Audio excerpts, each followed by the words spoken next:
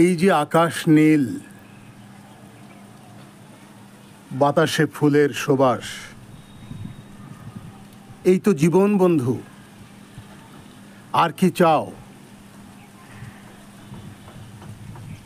যাহা কিছু পাও লুফে নাও, এই তো সুযোগ ভাই।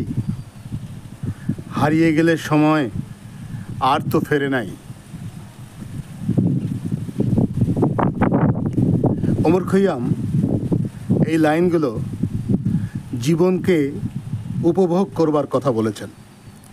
তিনি বলেছেন, চারপাশের সৌন্দর্য ও আনন্দ উপভোগ করো, কারণ সময় খুব দ্রুত চলে যায় এবং একবার হারিয়ে গেলে তা আর ফিরে আসে না।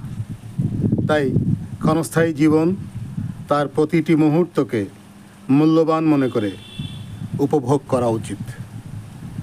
ধন্যবাদ।